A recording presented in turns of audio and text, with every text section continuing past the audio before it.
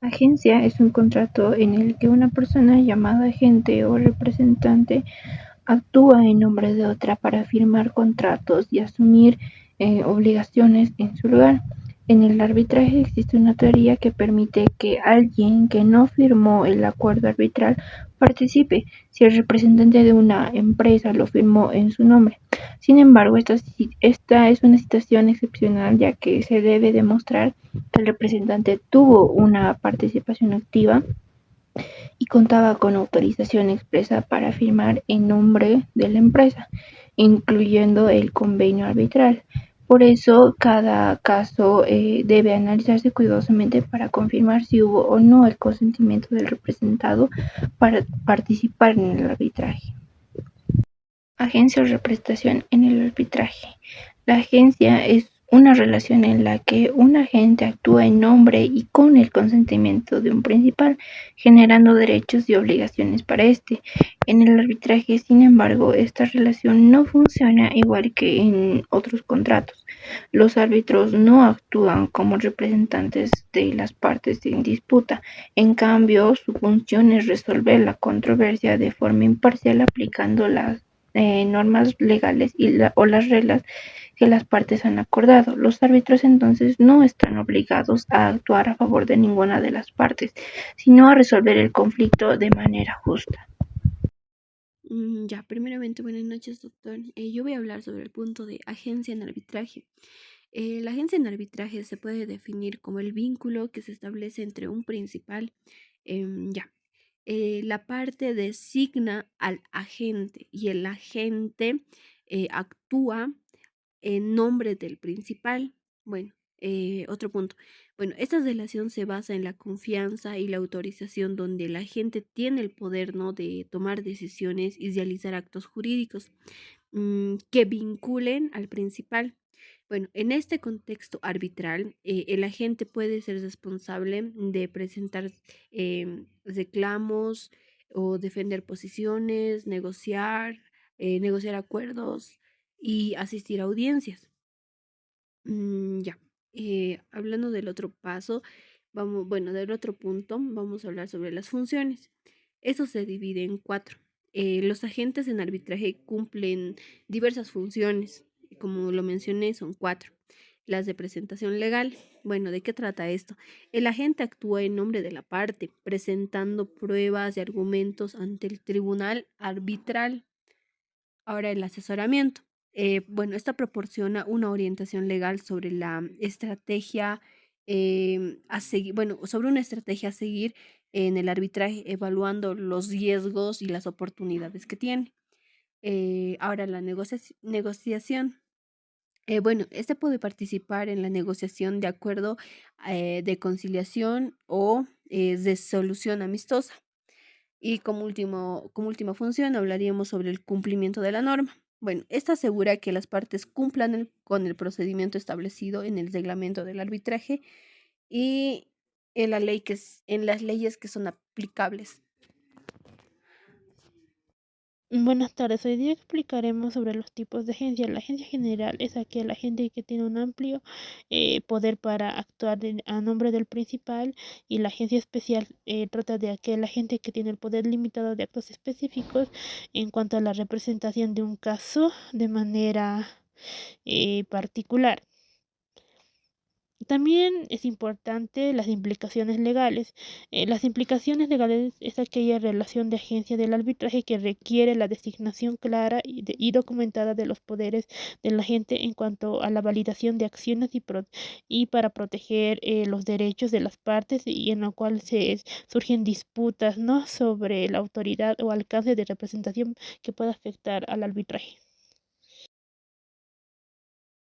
Y ahora sí, buenas noches. Como punto uno, vamos a hablar sobre las de presentación en arbitraje. Estas de presentación en el arbitraje se define como un poder conferido a un individuo para actuar en nombre de otra persona en un proceso arbitral.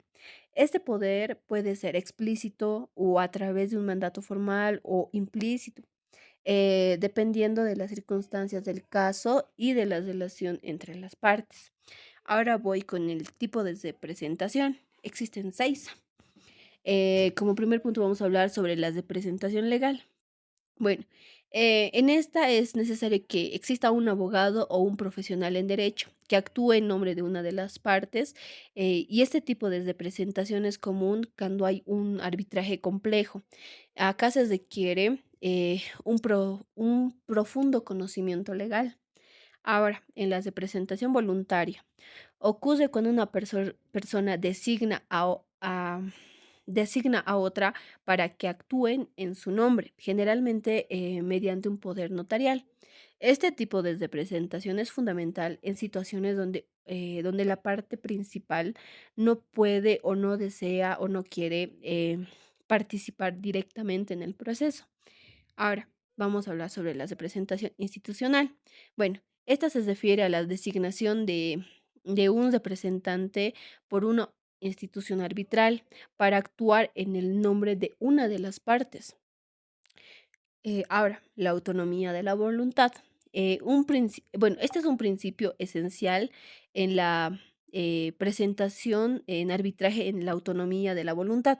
Bueno, esta permite que las partes acorden los términos y condiciones eh, bajo los cuales se va a llevar a cabo su representación. Bueno, acá también incluye la elección de la gente, el alcance del poder conferido y las limitaciones que puedan exigir. Y como penúltimo punto hablamos sobre los efectos de la representación. Bueno, estos actos realizados por un representante son son vinculantes para el principal, siempre y cuando actúen dentro del alcance del poder otorgado. Eso también implica que cualquier fallo o decisión emitida por el tribunal arbitral será aplicable a las partes representadas, independientemente de su participación directa o indirecta en el procedimiento. Y como último, sobre las limitaciones y desafíos o limitaciones prácticas. A pesar de su importancia, la representación en el arbitraje puede presentar varios desafíos. Acá doy un ejemplo. Si un representante actúa fuera del ámbito de su autoridad, los actos pueden ser considerados nulos o inválidos.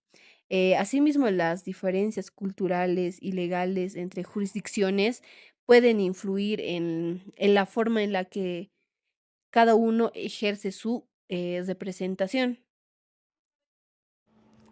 Bueno, en punto de la jurisprudencia podemos tomar fallos muy importantes que hacen referencia a este tipo de cláusulas arbitrales. La jurisprudencia también que hemos podido tocar es especialmente el fallo de la Corte Suprema de Justicia de Paraguay de 2006, que establece en su ley nacional, la ley 194 de 1993, que debe prevalecer sobre todo las cláusulas arbitrales en contratos de agencias y de representación.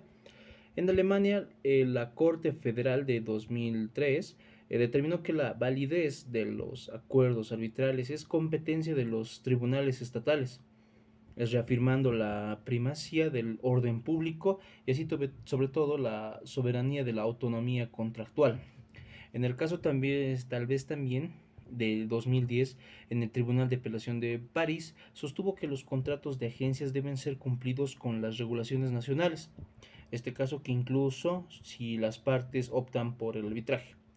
Y un punto también muy importante que hemos tocado era sobre la Corte Suprema de Argentina del fallo de 2005 que se determinó que las cláusulas arbitrales en contratos de agencias deben ser revisadas a la luz de las leyes del orden público. Un caso hipotético que podemos tocar sobre la ley 194 de 1993 de Paraguay sería en base a su normativa. Un caso que Un caso hipotético que podemos plantear sería que una empresa de tecnología llamada TechCorp firma un contrato de agencia con un representante local, que en este caso lo vamos a poner agente local, para distribuir sus productos en Paraguay. El contrato incluye una cláusula que establece que cualquier disputa se resolverá mediante arbitraje en un país extranjero. La controversia nace ahí, que TechCorp decide demandar a agente local por el incumplimiento del contrato, pero agente local argumenta que la cláusula arbitral es inválida, ya que contraviene con la misma norma de 1993, la ley 194. ¿Qué es lo que nos dice esa ley? Que en materia de arbitraje tiene que llevarse en la misma nación y con el mismo cuerpo normativo. Siendo que en este caso la decisión hipotética que se llegaría a tomar sería que la Corte Suprema de Paraguay falla a favor de agente local. ¿Por qué? Declarando que la cláusula arbitral es nula porque viola el orden público y la disputa debe resolverse en un tribunal nacional, asegurando así la protección de los derechos de agente local, o de la gente en este caso. Bueno, de esta manera doy por concluida mi intervención en la presentación. Muchas gracias.